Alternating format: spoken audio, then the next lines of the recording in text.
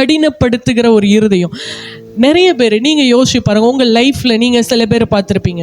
ஒருவேளை நீங்கள் கண்ணீரோடு இருக்கிறீங்க, நீங்கள் பிரச்சனைகளோடு இருக்கிறீங்க, இல்லை நீங்கள் இந்த காரியத்தில் ஹர்ட்டாக இருக்கிறீங்கன்னு தெரிந்தாலும் சில பேர் நம்ம வேலை ஸ்தலங்கள்லையா இருக்கலாம், இல்லை குடும்பங்கள்லையா இருக்கலாம், நம்மை கடினப்படுத்தி கொண்டு அவர்கள் இருதயத்தை கடினப்படுத்திட்டு நம்ம மேலே இன்னும் அந்த பழுக்களையும் இன்னும் அந்த ஒர்க்கையும் என்ன பண்ணிகிட்டே இருப்பாங்க, இன்க்ரீஸ் பண்ணிகிட்டே இருப்பாங்க.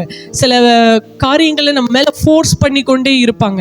நமக்கு தெரியும், அந்த குறிப்பிட்ட நபருக்கு தெரியும் நம்ம இந்த காரியத்தை அவர்களுக்கு செய்ய சொல்வது அவங்களுக்கு ஓவர்லோடுன்னு தெரியும், இந்த காரியத்தை அவர்கள் மேலே வைக்கிறது அவங்களால தாங்க முடியாதுன்னு தெரியும், அல்லது இந்த வார்த்தைகளை நம்ம சொன்னோன்னா அவங்களால தாங்கிக் கொள்ள முடியாது என்று தெரியும். ஆனாலும் தங்கள் இருதயத்திலே கடினம் உள்ளவர்களாய் அந்த வார்த்தைகளையோ அந்த காரியங்களோ நம்ம மேலே செய்கிறத நம்ம லைஃப்பில் என்ன பண்ண தான் செய்கிறோம், நம்ம பார்க்க தான் செய்கிறோம். இது வேலை ஸ்தலங்களில் நடந்தால் சரி, அவர் யாரோ ஒரு மூணாவது நபர், ஏதோ ஒருத்தர், நம்ம சம்பளத்திற்காக போகிறோம் ஏதோ ஒன்று அப்படின்னு. ஆனால் சில பேர் குடும்பங்களில், சில ரொம்ப க்ளோஸ் சர்க்கிளில், சில நட்பு வட்டாரங்களில் இந்த கடின இருதயமுள்ள மனிதர்களை நம்ம என்ன பண்ணி கொண்டு தான் இருக்கிறோம், சந்தித்து கொண்டு தான் இருக்கிறோம். இன்றைக்கு நான் அந்த காரியத்தில் இருந்து ஒரு காரியத்தை உங்களுக்கு சொல்ல விரும்புகிறேன். நம்ம மேல கடின இருதயத்தோடு நம்மளை கடினப்படுத்தி கஷ்டப்படுத்தி சந்தோஷத்தை பெற்றுக் கொள்ளுகிறார்கள் என்றால் அவர்கள் யாரால இயக்கப்படுறாங்கன்னு அர்த்தம், சத்துருவால இயக்கப்படுற. பார்வோன் எப்படி தன் இருதயத்தை கடினப்படுத்தி இஸ்ரவேல் ஜனங்களை வருத்தி எடுத்தானோ, இன்றைக்கு நம்முடைய வாழ்க்கையில சில குடும்ப சூழ்நிலைகள் நம்முடைய இருதயத்தை அப்படியே நொறுக்குகிறது போல, நம்ம உடைச்சி போட்டு நம்மளுடைய கண்ணீர் வர வளைக்கிற மாதிரி, எங்க போய் இந்த காரியத்தை சொல்லுவோம், எங்க போய் யாரிடத்தில் புலம்போம் என்று சொல்லுகிற அளவுக்கு சில காரியங்கள் நிமித்தம் நம்ம கடினப்படுத்தப்பட்டு கொண்டு இருக்கிறோம். சில சூழ்நிலைகள் நிமித்தமாக, சில நபர்கள் நிமித்தமாக, சில காரியங்களை எதிர்பார்த்து இருக்கிற இடத்துல நம்ம தோல்வியை சந்தித்ததுனால இன்றைக்கு ஏதோ ஒரு காரியம் நம்மளை கடினப்படுத்துவது போல நம்ம இருதயமே எப்படி இருக்கு, அந்த கடினமான காரியங்களை யோசிச்சு நாம் கடினப்படுத்தப்பட்டது நிமித்தம், வேதனைப்பட்டது நிமித்தம் சில பேர் அழுது அழுது அழுது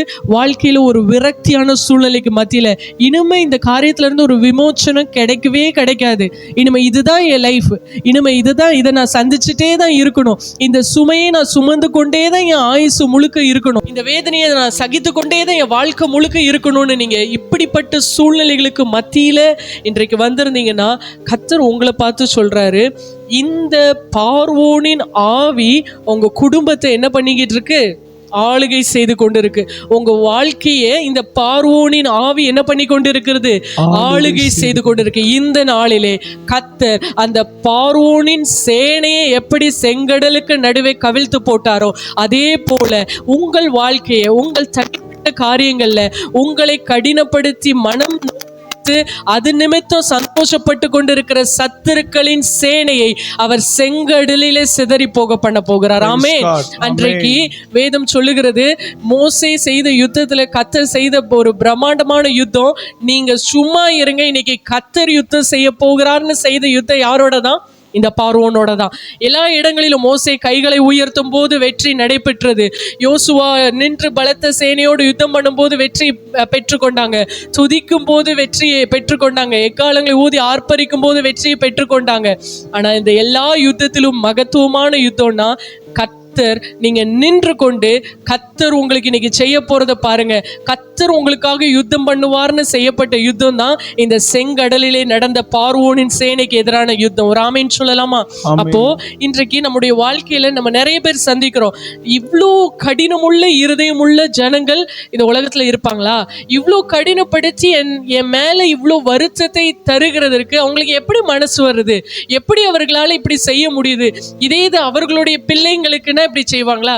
இதே இது அவங்களுடைய சொந்த சரீரமா இருந்தா இப்படி செய்வாங்களான்னு நீங்க ஒருவேளை கலங்கி கொண்டு இருக்கலாம். கர்த்தர் சொல்றாரு, அந்த பார்வோனின் ஆவி அவர்களுக்கு பின்பாக இருந்து என்ன பண்ணிட்டு இருக்கு, என்ன பண்ணிட்டு இருக்கு, கிரியை செய்து கொண்டிருக்கு. அந்த மனிதர்களை அல்ல, ஒருவேளை உங்களுடைய ஆபீஸ்ல நீங்க ஒர்க் பண்ற இடத்துல ஒருவேளை உங்களை கடினப்படுத்துகிற மாதிரி உங்கள் லோடுக்கு மேல ஓவர்லோடு கொடுத்து அது நிமித்தம் அவர்கள் சந்தோஷத்தை பெற்றுக்கொண்டு இருக்கிறாங்கன்னா இன்றைக்கு அந்த மனிதர்களுக்கு எதிராக அல்ல, அவர்களுக்கு பின்பாக இருந்து கிரியை செய்கிற அந்த பார்வோனின் அந்த ஆவிக்கு எதிராக நம்ம என்ன பண்ண போறோம், நம்ம சும்மா இருக்க போகுது. இன்னைக்கு அதுதான் கீ பாயிண்டே. அந்த பார்வோனின் ஆவி இதை செய்கிறது என்று புரிந்து கொண்டால் கர்த்தர் அவர் சொல்றாரு, நீ சும்மா இரு, நான் உனக்காக யுத்தம் பண்ண போகிறேன். ஆமென். நீங்க சும்மா இருங்க, கர்த்தர் உங்களுக்காக என்ன பண்ண போகிறார்? யுத்தம் பண்ண போகிறார். அந்த வசனம் சொல்லுகிறது, நீங்கள் போய் உங்கள் தேவனுக்கு தேசத்திலே தானே பலியிடுங்கள். இந்த பார்வோனின் ஆவி ஒன்று, அது தன்னுடைய இருதயத்தை கடினப்படுத்தி கொண்டு நம்மளை ரொம்ப நோகடித்து, நம்மை கண்ணீர் வர வைத்து, நம்மளை வேதனைப்படுத்தி, ஏதோ ஒரு செயல்கள் மூலமா வார்த்தைகள் மூலமா நம்மளை நோக பண்ணி கொண்டு இருக்கோம். நம்பர் 2, நம்மளுக்கு அந்த ஃப்ரீடம் கொடுக்கலாம். நீங்க போய் அந்த ஜனங்கள் பல வருஷங்களா, கிட்டத்தட்ட 400 வருடங்களுக்கு மேலாக செங்கல் அறுத்து கொண்டும் அந்த பார்வோனின் ராஜ்யத்துக்கு சேவை பண்ணிட்டு இருக்கிறாங்க. மோசே சொல்லுகிறார், நாங்க போய் எங்க தெய்வத்துக்கு ஒரு 3 நாள் பிரயாண தூரம் போய் நாங்க ஆராதனை செஞ்சுட்டு வந்துடுறோம்னா அவர்களை வழிவிட்டு அனுப்புகிறதற்கு முடியுமா முடியாதா? முடியும். 400 வருஷத்துக்கு மேல வேலை செஞ்சிருக்காங்க. சரி 3 நாள் தானே, போய் நீங்க பண்டிகையை ஆசரிச்சுட்டு வாங்கன்னு அவனால செய்திருக்க முடியும், சொல்லியிருக்க பெர்மிஷன் கொடுத்திருக்க முடியும். ஆனால் அவன் சொல்றான், நீங்கள் போய் உங்கள் தேவனுக்கு, ஏன் அதை நீங்க இங்கே செஞ்சானே, எகிப்திலே செய்ய வேண்டியதானே, ஏன் 3 நாள் பிரயாண தூரம் போய் இன்னொரு இடத்துல போய் செய்யணும்?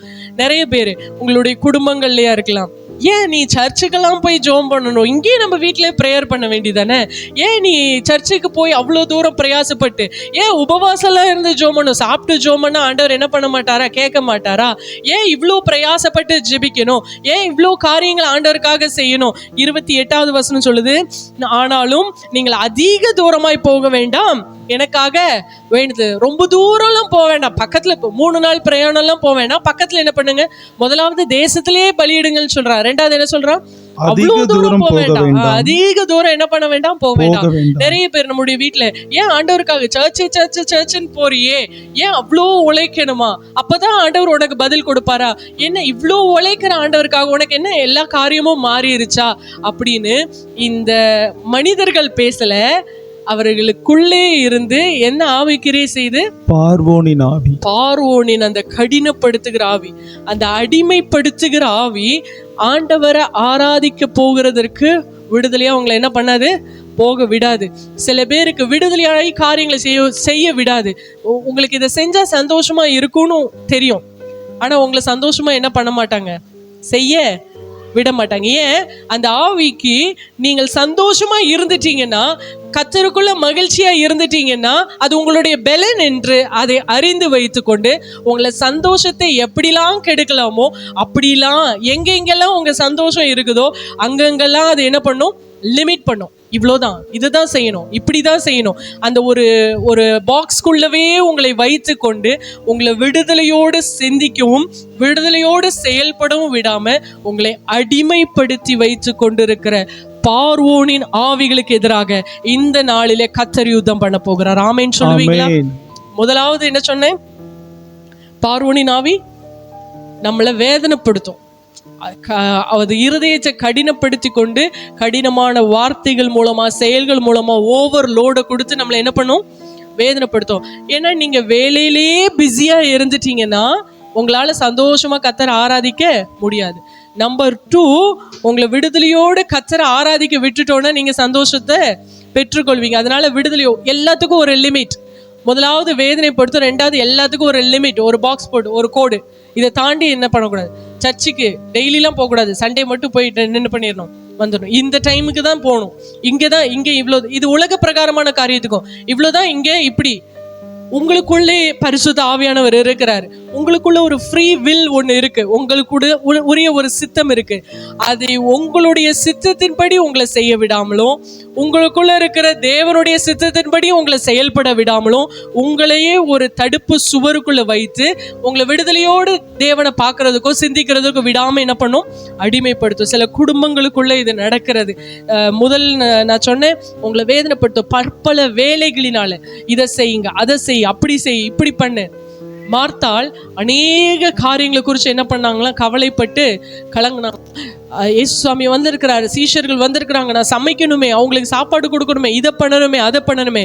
இப்படி அதிக வேலைகள் இருந்ததுன்னா நீங்க தேவனுடைய பாதத்துல போய் உங்களால என்ன பண்ண முடியாது, உட்கார முடியாது. அப்போ பல வேலைகளின் நிமித்தம் உங்களை வேதனைப்படுத்துதுன்னா நீங்க ஒன்றை புரிந்து கொள்ளணும், தேவனுடைய சமூகத்துக்கு போக முடியாத அளவிற்கு உங்களுக்கு வேலை ஒரு நாள் அதிகமாகுதுன்னா நீங்கள் கண்டு கொள்ளணும், பார்வோனுடைய ஆவி வஞ்சகமாய் தந்திரமா உங்களை என்ன பண்ணுது, ஆளுகை செய்ய ட்ரை பண்ணுது. உங்க வேலை நேரத்தை பாருங்க, ஆண்டவரிடத்துல ஒப்பு கொடுங்க, ஆண்டோடைய சமூகத்துக்கு. ஒருவேளை இன்றைக்கு இந்த இந்த இந்த இந்த வேலைகள்லாம் இருக்கு அப்படின்னா, முதலாவது காலையிலே இன்றைக்கு இந்த இந்த வேலைகள் இருக்குன்னு ஒருவேளை நீங்க எழுதுற பழக்கம் இருந்தால் எழுதி வச்சுக்கோங்க. இல்லைன்னா ஒரு யோசனை செய்யுங்க, இன்னைக்கு இந்த இந்த வேலைலாம் இருக்கு, இவைகள் எல்லாவற்றிற்கும் முன்பாக கர்த்தாவே நான் உங்க சமூகத்துல 1 மணி நேரம் என்ன பண்ணிடுறேன், என்னுடைய நேரத்தை நான் கொடுத்துட்றேன். என் வேலைகள் எல்லாம் நான் 1 மணி நேரம் ஜெபிச்சுட்டு நான் இந்த வேலைகள்லாம் என்ன பண்ணணும், செய்யணும், எனக்கு கிருபை தாங்கன்னு நீங்க தேவ சமூகத்திற்கு முதலாவது போங்க. உங்களை மேற்கொள்ள நினைத்த சத்துரு அவன் சங்கரிக்கப்படுவான். ஆமென். உங்களை எந்த காரியத்துல பிஸியா மாற்றி உங்களை தேவனுடைய பிரசன்னத்துல இருந்து பிரிக்கிறதுக்கு ட்ரை பண்றான்ல, பிஸியா மாற்றி உங்களை ஓவர்லோட் பண்ணி ப்ரெஷர் ஆக்கி டென்ஷன் ஆக்கி தேவ சமூகத்திலிருந்து அந்த மகிழ்ச்சியிலிருந்து உங்களை பிரிக்க நினைக்கிற சத்துரு அந்த ஜெபத்திலேயே சங்காரம் பண்ணப்பட்டுருவான். ஆமென். அப்போ முதலாவது தெரிந்து கொள்ளணும், எது நமக்கு முக்கியத்துவம், எது ப்ரையாரிட்டி. ஒருவேளை நீங்க யாத்ராகம புஸ்தகத்தை எடுத்து வாசிச்சு பார்த்தீங்கன்னா, ஆண்டவர் சொல்லுவாரு மோசேயை பார்த்து, நீ விடிய காலமே எழுந்து பார்வோனுக்கு எதிராக போ, ஏன்னா பார்வோன் நைல் நதிக்கு வருவார். அதனால நீ எப்போ போ, அதிகாலமே காலையிலே எந்திரிச்சு போ. விடியற் காலையிலே மோசே போய் பார்வோனுக்கு எதிராக நின்றானா. அப்போ உங்கள் வாழ்க்கையிலே ஒருவேளை பல வருஷங்களா உங்களை சத்ரு அடிமைப்படுத்தி வைத்து கொண்டு இருக்கிறான். சில இடங்கள்ல இருந்து நான் விடுதலையை பார்க்கணும், என்னை ஒரு சர்க்கிள்குள்ளே என்னை வைத்து விடுதலையா என்னை செயல்பட விடாம சத்ரு அடக்கி வைத்திருக்கிறான். என்னை வேதனைப்படுத்தி என்னை வேலை நிமித்தமா ரொம்ப துக்கப்படுத்தி வைத்திருக்கிறான். என் இருதயம் கற்பாறை போல வெறுத்து வெறுத்து ஒரு கல்லு மாதிரி ஆயிருச்சுன்னா, நீங்கள் ஜெபிக்க வேண்டிய நேரம், நீங்கள் அந்த சத்துருவுக்கு எதிராக எழும்பி யுத்தம் பண்ண வேண்டிய நேரம் எப்போ, விடியற் காலம். ஆமென். அதிகாலையில போய் பார்வோனுக்கு எதிராக நீங்கள் நிற்கும் பொழுது உங்கள் வாழ்க்கையை, உங்க குடும்பத்தை, உங்களுடைய சூழ்நிலைகளுக்கு எதிராக வந்து உங்களை மட்டுப்படுத்தி, உங்களை வேதனைப்படுத்தி, உங்களை தேவ சந்தோஷத்தை ருசி பார்க்க விடாம அந்த கிரியை செய்கிற பார்வோன் விடியற் காலையிலே சங்காரம் பண்ணப்படுவோம். ஆமென். அப்போ ஒருவேளை சில மனிதர்கள் உங்களை கண்ட்ரோல் பண்றாங்களான்னு பாருங்க. அன்பு வேறு, அடக்குமுறை என்பது வேற, அப்படிதானே? சில பேர் அன்பாலே என்ன பண்ணுவாங்க, கண்ட்ரோல் பண்ணி வச்சிருப்பாங்க. பார்த்திருக்கீங்களா? ஏன் சிரிக்கிறீங்க? ஆமென். அவங்க பேசுறது அன்பா தான் தெரியும், எவ்வளோ அக்கறையா இருந்தா இந்த வார்த்தையை நம்மளை பார்த்து சொல்லுவார்கள் என்று தெரியும். ஆனா இன்டெப்தா உள்ள போய் பார்த்தா தான் தெரியும் அவர்களுக்கு பின்பாக அந்த கடினப்படுத்துகிற ஆவி நம்ம சுதந்திரமாய் செயல்பட விடாமல் நம்மை கண்ட்ரோல் பண்ணுகிற ஆவி. சில கணவன்மார்கள், சில மனைவிமார்கள், சில குடும்பங்களை பார்க்கிறோம், அவங்களுக்குள்ள அந்த ஸ்பிரிட் ஆஃப் கண்ட்ரோலிங். அவங்க அந்த நேரத்துல அந்த சூழ்நிலையில அவங்க ஃப்ரீயா இருக்கணும்னு நினைப்பாங்க. ஆனா தன் மனைவியோ அல்லது தன் கணவனையோ என்ன பண்ணுவாங்க, கண்ட்ரோல் பண்ணுவாங்க. ஆனா அதற்கு அவங்க பயன்படுத்துகிற வார்த்தைகள் அன்பு நிறைந்த வார்த்தைகளா இருக்கும், ரொம்ப மிருதுவான வார்த்தைகளா இருக்கும். அதான் அந்த கடினப்படுத்துகிற அந்த ஆவி நம்மை கடினப்படுத்துவதற்கு அதுக்கு அதிகாரம் இல்லை. விசுவாசிக்கிறீங்களா? ஆமென். நான் என்ன நினைக்கிறதோ செஞ்சுட்டு வாழ்றதுக்கு எனக்கு அதிகாரம் கொடுக்கணும் இல்ல, நான் அதை சொல்ல வரல. ஆனா கர்த்தருக்காக சில இடங்களை நம்ம கிரியை செய்வதற்கு சில அன்பு என்ற ஆயுதங்கள் என்ன பண்ணிட்டு இருக்கு, நம்மள கண்ட்ரோல் பண்ணிட்டு இருக்கு. கர்த்தருக்காக உங்களை எழும்ப விடாமல் அந்த ஒரு சில குறுகிய வட்டத்துக்குள்ளேயே உங்களை அதை அடக்கி வைத்திருக்கு. சர்ச்சைக்கா நீ இப்பதான் போகணும், இவ்வளவுதான் செய்யணும், இந்த லிமிட்ல தான் நீ ஆண்டவருக்காக ஊழியம் செய்யணும், இவ்வளவு நேரம் தான், இப்படியே ஜெபிச்சுட்டே இருந்தா மற்ற வேலைகளை யார் பார்ப்பது? இந்த மாதிரி பார்வோனை தான் சொல்றான், இங்கேயே பலியிடுங்க, இல்ல கொஞ்சம் கொஞ்சம் தூரம் தள்ளி, அவ்வளவு தூரம் போக வேண்டாம், கொஞ்சம் பக்கமா போய் என்ன பண்ணுங்க, பலியிடுங்க. உங்கள் தேவனுக்காக நீங்கள் எடுக்கிற பிரயாசங்கள்ல சில வேலைகளை அமைக்க மனிதர்கள் ட்ரை பண்ணுவாங்கன்னா நீங்க தெரிந்து கொள்ளணும், சத்துரு வஞ்சகமா இந்த மனிதர் மூலமா என்ன பண்றான், கிரியை செய்கிறான். தேவனோடு இருக்கிற அந்த குவைட் டைமை திருடுறதுக்கு சத்துரு ட்ரை பண்றான். அதை என்ன பண்ணணும், மேற்கொள்ளணும். ஆமென்.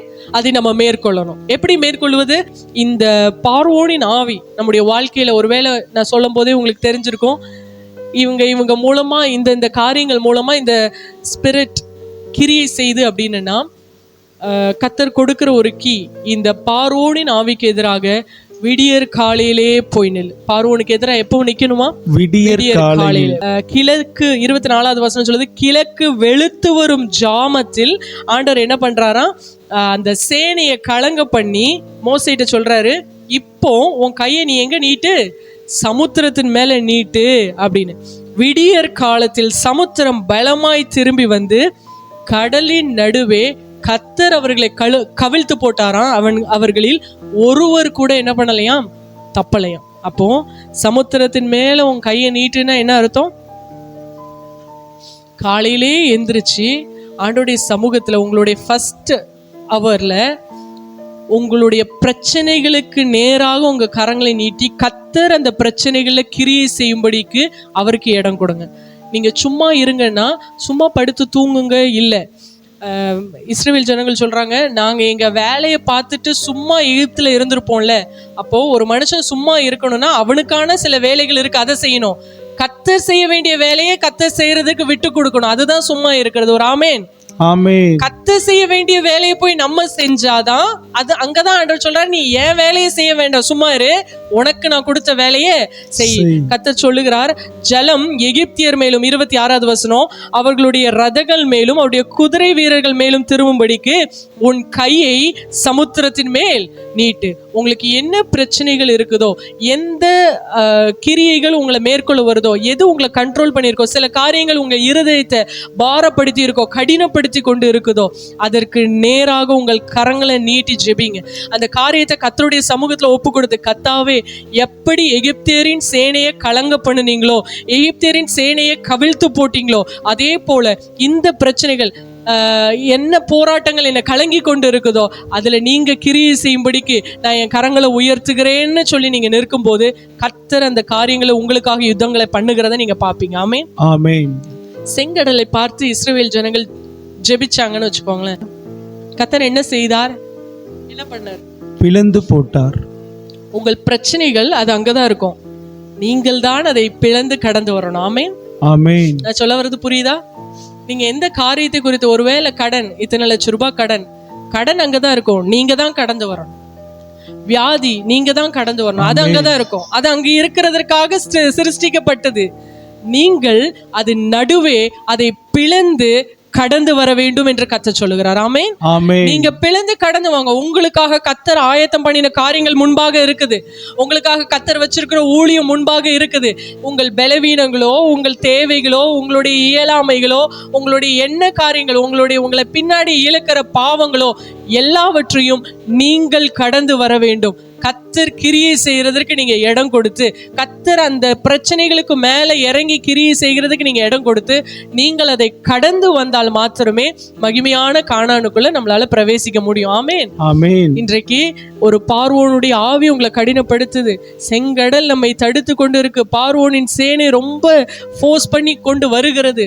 எனக்கு முன்னாடியும் போறதுக்கு வழி இல்லை, பின்னாடி என்னை எதிர்க்கிற பார்வோன் ஒட்டுமொத்த சேனையோடு, குதிரை வீரர்களோடு, மகா பெரிய ஆயுதங்களோடு வந்து கொண்டு இருக்கிறார். நான் எங்க போறேன் ஆண்டவரே, வானத்தை நோக்கி பார்த்தேன், எப்படி எஸ்கேப் ஆகிறது வழி தெரியலங்கும் போது கர்த்தர் சொல்றாரு, நீ விடியற் காலையில என் சமூகத்துல வந்து நில்லு, நான் உனக்காக செய்யற யுத்தத்தை நீ பாப்ப. ஆமென். ஆமென். விடியற் காலையில ஆயத்தமாகி போய் நீங்க நிற்கும் போது, நீங்க உங்களுடைய ஃபர்ஸ்ட் அவர்ல போய் ஆண்டவருடைய சமூகத்துல நின்றுட்டு, என் வேலைகள் இருக்கட்டும், என் காரியங்கள் இருக்கட்டும், அது எல்லாம் எனக்கு இன்னைக்கு ஃபுல்லா இருக்கு, இவ்வளோ வேலைகள் மற்ற நாளை விட இன்னைக்கு அதிகமான லோடு இருக்கு, ஆஃபீஸ்ல எனக்கு மற்ற நாளை விட இன்னைக்கு டாஸ்க் அதிகமா இருக்கு, நிறைய காரியங்களை நான் கவனிக்க வேண்டியிருக்கு. ஆனா இவை எல்லாவற்றையும் கவனிப்பதற்கு முன்பதாக நான் முதல் நேரத்தை நான் யாருக்கு கொடுத்துருவேன்?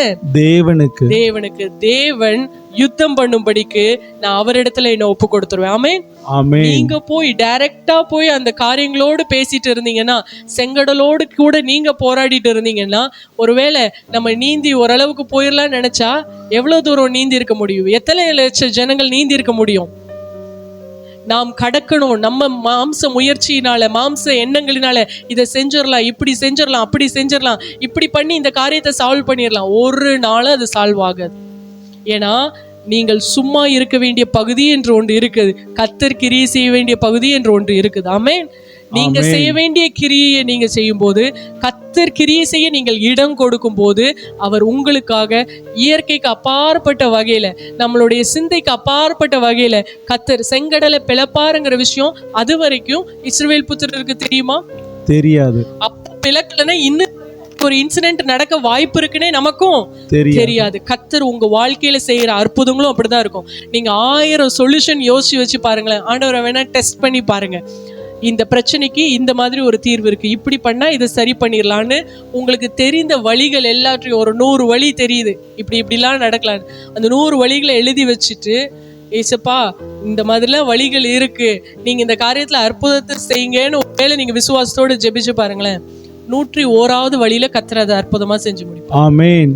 அப்ப 100 வழிகளை உட்கார்ந்து யோசிச்சு உங்க பிரெயின் வேஸ்ட், உங்க டைம் வேஸ்ட், உங்க எனர்ஜி வேஸ்ட், எல்லாமே அந்த 100 வழிகளை யோசிக்கிற நேரம் எல்லாமே மொத்தமா வேஸ்ட். நீங்கள் நினைக்கிறதற்கும் வேண்டிக் கொள்வதற்கும் மிகவும் அதிகமான காரியங்களை அவர் செய்வார். ஆமென்.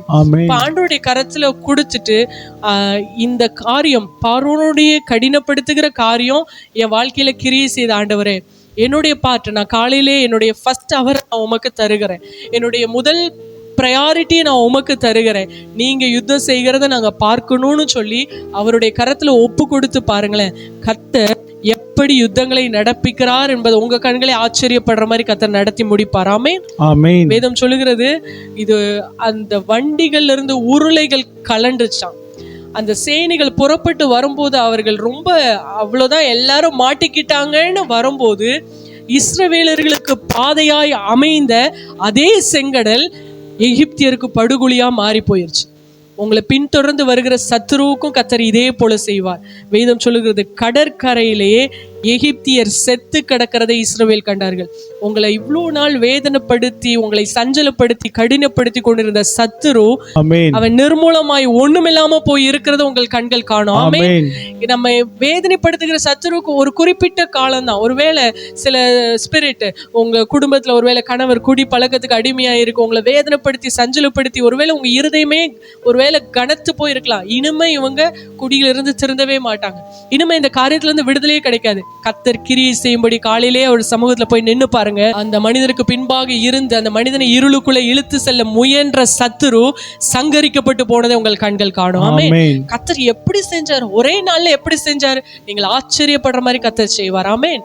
அதுதான் கர்த்தர் செய்கிற யுத்தம். இன்னைக்கு நிறைய இடங்கள்ல நம்ம சும்மா இருக்கிறோம்னா ஒண்ணுமே இல்லாம சும்மா இருக்கிறோம், ஜெபிக்கவும் மாட்டோம், பைபிள் படிக்க மாட்டோம், விசுவாசிக்கவும் மாட்டோம், சும்மா இருக்கிறோம். அது அல்ல சும்மா இருப்பது என்றால், நீங்கள் செய்ய வேண்டிய கிரியைகளை செய்வதற்கு முன்பதாக கர்த்தரை முன்னிலைப்படுத்தி கர்த்தருடைய கிரியைக்காக காத்திருப்பதுதான் சும்மா இருப்பது. ஆமென். கர்த்தருடைய கிரியைக்காக காத்திருப்பது. உங்கள் இருதயத்தை தேவனுக்கு என்ன பண்ணணும், முதன்மையா கொடுக்கணும். இருதயத்துல அந்த சேஞ்ச் வரணும்.